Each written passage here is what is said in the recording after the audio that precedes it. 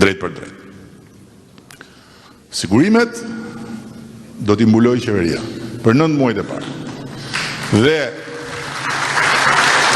paga minimale do të vazhdoj të rritet dhe ne nuk e mbarojmë këtë mandat pa e quar në 700 euro pagën minimale. Tani dhe kur vjen puna dhe paga minimale, fillojnë llafet. Jo po se ai ca mi jep kështu e ca mi jep ashtu, më thot dhe janë të vërteta, ndodhi. Ka punëdhënës që hynë në hak të atyre të cilët punojnë që këta punëdhënësit të pasurohen. Dhe ja lënë mallkimet fëmijëve. Duke bërë të tilla hile, na po ta japun pagën këtu, ti do më biesh mua mbrapsht se do e marrësh me pak. Tani këtu ka vetëm një zgjidhje. O denoncoje, o përtype, sepse nuk mundet dot shteti të gjymoj nga mbrapa të gjithë punëdhënësit e Shqipërisë dhe të gjej se kush bën nga hilet të tilla, nëse punojësi nuk e denoncon këtë gjë. Ku? Tek tatimet. Ku? Tek Ministri i Financave. Ku? Tek deputeti i zonës. Dhe ne kemi vendosur në ligj që punojësi i cili bën një denoncim të tillë është i paprekshëm. Nuk të heq dot njëri nga puna.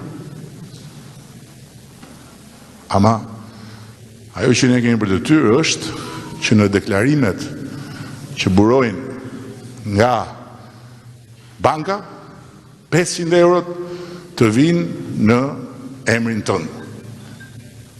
Këtë ne e kemi për detyrë ta garantojmë. Nëse pastaj ti shkon më mbrapa edhe ai thot më jep mua 100 se kjo është një gjë që duhet ta luftojmë bashkarisht, por që ta luftojmë bashkarisht ne duhet të marrim denoncimin.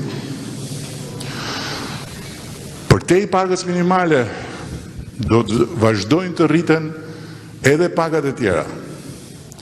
Do vazhdojnë të rriten pagat për të gjithë punonjësit e shtetit, por siç ka ndodhur edhe në të kaluarën, do ndodhi përsëri. Rritja e pagës minimale kërkon që shteti vetë të ajustoj pagat e tjera, të ngjisë më lart, por rritja e pagës minimale sjell rritje të pagave tjera dhe në sektorin privat. Është diçka që e kemi parë kur kemi rritur pagën minimale, është diçka që do ta përjetojnë të gjithë ata që punojnë në sektorin privat sapo të rritet paga minimale. Edhe kjo mund të jetë pak, po është e sigurt.